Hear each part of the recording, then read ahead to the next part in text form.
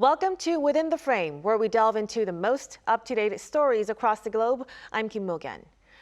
Today is United Nations Day, a day to commemorate the official creation of the United Nations on October 24th, 1945.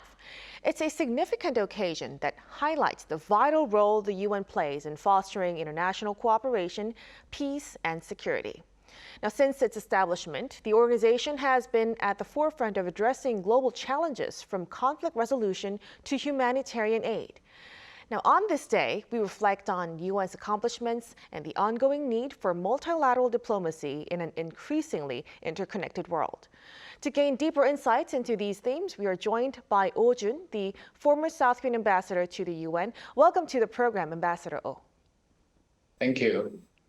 Thank you. And we're also joined by Andrea Ruggieri, professor of political science at the University of Milan. Great to have you, Professor. Thank you. Great for inviting me. Thank you very much. Now let's begin our discussion. So, Ambassador Oh, let's begin with the role of the United Nations. Since its establishment in 1945, can you explain to us what role has the UN played in international affairs? And also, could you remind us of the importance of multilateral diplomacy in resolving regional conflicts? Well, I think the role of the United Nations as a whole, how successful it has been, depends a lot on what kind of expectations we have for the world body. If we think the United Nations should play a role close to a world government, I think what it is doing right now is way short of our expectations. But if we think the United Nations is supposed to just play a role that is allowed by sovereign states in the world, what it has been doing actually is not too bad. For example, there has not been a third world war since 1945, which you might think is quite an achievement. But there have been almost 300 wars during the last 80 years, which is a great shame if you think the UN should really be able to prevent any armed conflict as provided by the UN Charter. But regardless of these different expectations, I think most people agree that the United Nations is playing an important role in areas such as development cooperation, human rights promotion, and also conflict resolution, where great powers are not directly involved. Right.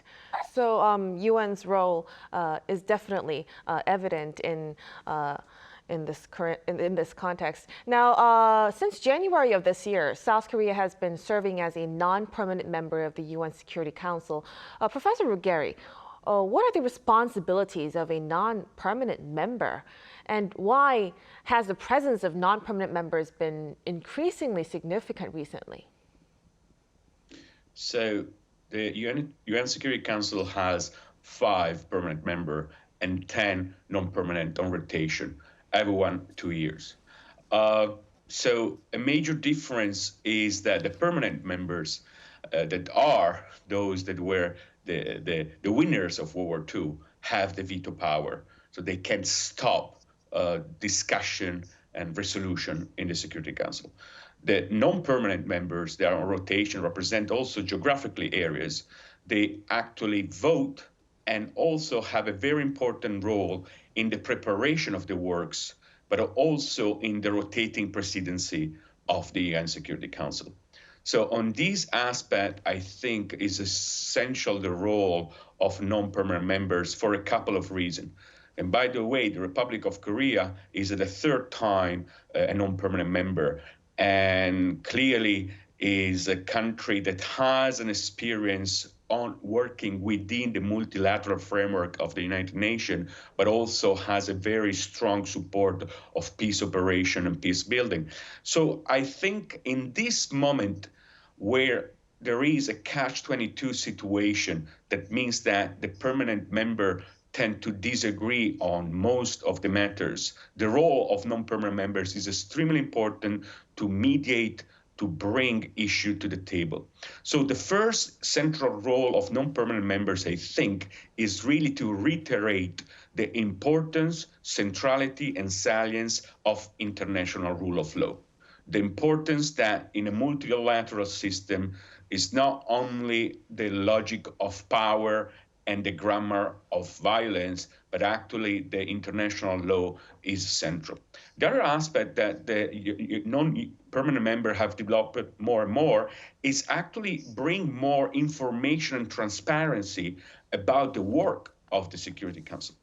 This is extremely important, has been developed through the informal working group on documentation and other actually projects. So it's extremely important that non-permanent members work forward a more transparent UN Security Council.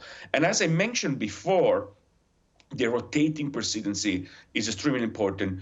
It's important not only as a formal role, but also as a role of agenda setting. Of course, it's important that who is chairing the Security Council has to have a dialogue and mediation on the items on the agenda, but also there is always an important opportunity to bring new issues and important issues. And the Republic of Korea has finished, if I'm not wrong, in June, their presidency, but will have also in September 25 a new role, a crucial role as a rotating presidency.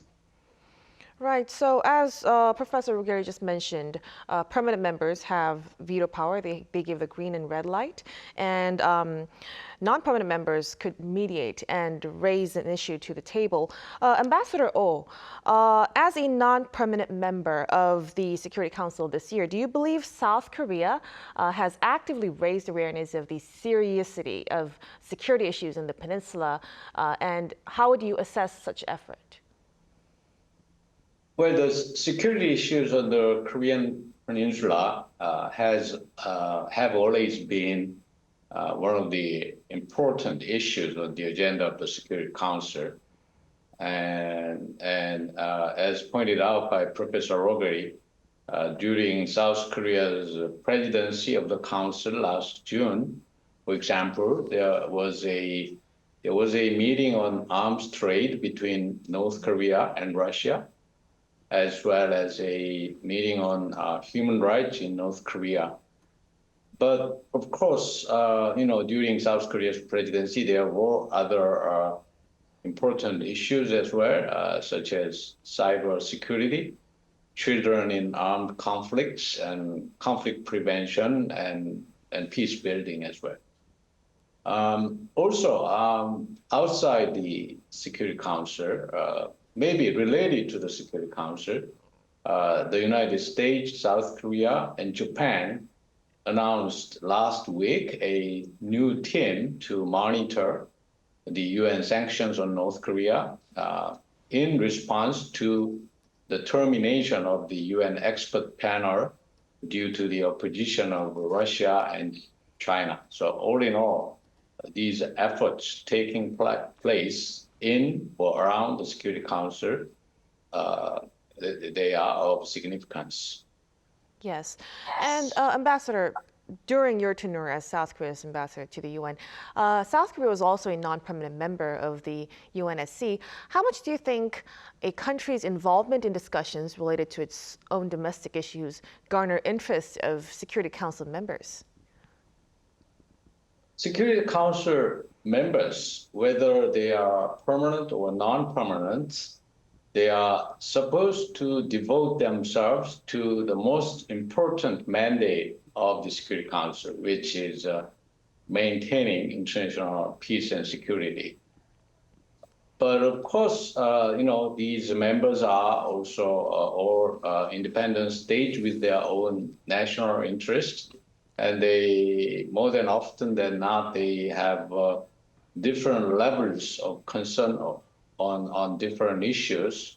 So they must have their favorite issues, or they must have their issues of greater concern compared to others. But still, if a non-permanent member keeps talking about issues of its own concern without paying much attention to many other issues on the agenda of the Council, then that country will not enjoy much of respect from other members. So in that sense, I think South Korea is taking quite a balanced approach in the council.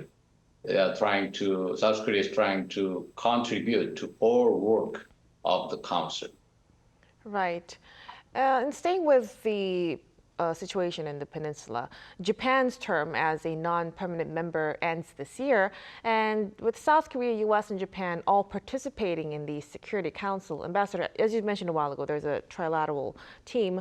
How effective do you believe trilateral cooperation targeting North Korea has been? The three countries sitting together on the Security Council should be quite a rare opportunity because both Japan and South Korea are from the same region. We don't have too many seats allocated to Asia, so it's quite a rare opportunity to work together for international peace and security in the Security Council. And as I pointed out earlier, the three countries jointly announced a new team to monitor the UN sanctions on North Korea. It's a good example of collaboration. But if you think about it, that kind of cooperation does not necessarily have to be warranted by their Security Council membership. For example, as we now have a new issue about the possibility of North Korean troops participating in the war in Ukraine, how the three countries deal with it, from now on will be something to watch carefully. But as you know, the Security Council itself will probably not play a role in tackling this issue as it involves Russia that has veto power. Right. Now, staying outside of Korea, Professor Ruggieri, currently the UNSC faces challenges like Ambassador Oh just mentioned, like conflicts among permanent members as well as polarization. What do you think are the most urgent issues the UN need to address moving forward? Right. This is an extremely hard question because there are many and many untractable. Few have been already mentioned. One is the Russian war for Ukraine and the development that could actually escalate the conflict. I completely agree with Ambassador that the UN Security Council has a very limited room of operation. But here, I think the role of General Assembly has to be crucial again, where the debate has to go ahead and be very vocal. Beside Ukraine, of course, the situation in Gaza on the humanitarian aspect is tragic. Given the recent development of killing of the leadership of Hamas, I think there is a very important window of opportunity to think about a ceasefire, humanitarian support, and possible thinking post-conflict reconstruction plan. The other extremely salient issues is in Lebanon, where actually a UN peace operation is deployed. This is a peace operation that has been there since 1978, but the most recent important change in mandate has been 2006. This mission has a role of monitoring the Israeli behavior, but also the support of the Lebanese army in order to remove any militias. At the moment, however, they have been limited on the military action by the Israeli forces and Hezbollah. I think this is a very critical moment to think carefully what to do with the mission. The mission mandate has been extended until August of next year, but I want to be very careful on what I'm going to say. We have to warn and think carefully because removing a mission like that would mean creating an enormous vacuum in that area. If we remove a mission, we would be hard to redeploy a mission on that very critical borders of the Middle East. Of course, there are other extremely important political and security matter. Haiti is one. And actually, this is at the central also debate of a UN Security Council. There is an humanitarian enormous crisis in Sudan that is, given the development in the Middle East and Ukraine, has been really on the darkness of the mass media debate. There is also another major issue that is Democratic Republic of Congo, where the United Nations mission is about to leave. And of course, one of the major overall point is, and I think we'll come back to that, is that the United Peace Operation are withdrawing globally. We had a moment of expansion of peace operation, also successful peace operation, but it's more than 10 years we don't deploy new peace operation. I want to just mention one element that sometimes is not thought as a security matter, but is climate change. Climate change is a central issue for the United Nations, the UN Security Council, because climate change is something that cannot be addressed without global cooperation. And it's going to affect displacement of human beings, but also conflict. In her latest speech at the UN General Assembly, Mia Mottley, Prime Minister of Barbados, has been very clear on this. It's a moment to pause and to reset and to think collectively about the international and peace architecture of the United Nations and our global community. Right. Professor, you touched upon withdrawing peacekeeping operations. Can we delve deeper into that?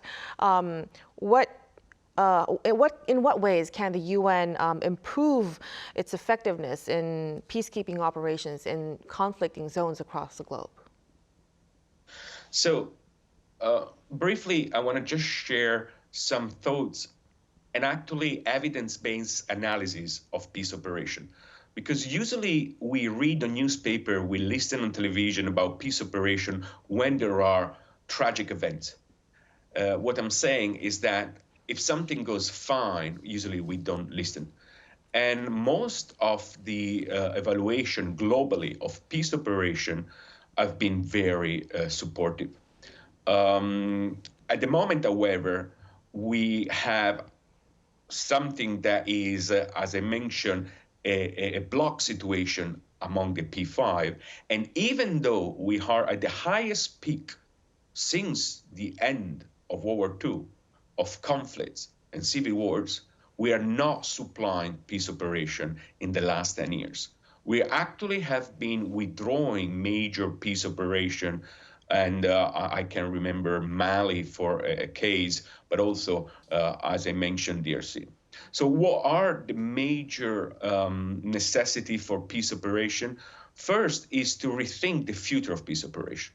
And this means whether we just want to go forward more political oriented mission, where the main role and the mandate is to mediate and try to find diplomatic solution without, however, the deployment of blue helmets. Because what we know as a scientific community, but also what the United Nations knows, but many members sometimes struggle to support, is that peace operations are successful if they have a strong mandate, if they are well staffed with a large number of blue helmets, if they are well budgeted. According to some estimate, the budget that we're giving now to UN peace operation is 0.5% of the global military budget. So as a very tiny financial support relatively to all military action that we're seeing around the world. So if we want to really have effective peace operation, we want to be careful not to deploy small peace operation with only a limited mandate and with only monitoring roles. But they have to be well-staffed, well-financed, and actually we have to really invest in the leadership. Political and military leadership within the mission is crucial. And I think this is something the Secretary General has been thinking. This is something the United Nations has been thinking carefully, but we are not there yet politically in terms of member state and politically in terms of permanent member. And of course, and I'm going to conclude here, I think the election of the next US president are going to be pivotal to also think about the possible trajectory of multilateralism, but also UN peace operation. Right. Professor, thank you so much for helping us understand the importance of peacekeeping operations there. Now, before we wrap up our discussion, last question. As we've just mentioned, South Korea's term as a non-permanent member of the Security Council will last until next year. Ambassador Oh, what additional efforts do you think South Korea needs to undertake to expand its influence within the UN and the international community? I think South Korea needs to have its activities in the UN, including those as a non-permanent member of Security Council, guided more by long-term strategic goals. For one thing, a country like Korea, which has benefited a great deal from globalization, I think should contribute more to the development of overall global governance in meeting global challenges. Recently, there have been discussions on the reform of the United Nations system, including at the Summit of the Future that took place last month. To be frank, it is very difficult to make progress on such sensitive long-term issue when in reality many countries are occupied with problems at hand. But South Korea needs to be engaged in this process more actively, I think, as a peaceful and sustainable future is critically important for Korea, a country heavily dependent on exchanges with the outside world. Right, so more engagement and participation is required in the case of South Korea. All right, gentlemen, I'm afraid we'll have to conclude our discussion at this point. Ambassador Oh and Professor Ruggieri, thank you so much for your time and your insights on this very special day. We appreciate it. Thank you for having us. Now that wraps up our program for tonight. Thank you so much for joining us. We'll be back tomorrow at 8:30 p.m. Korea time. Until then, goodbye.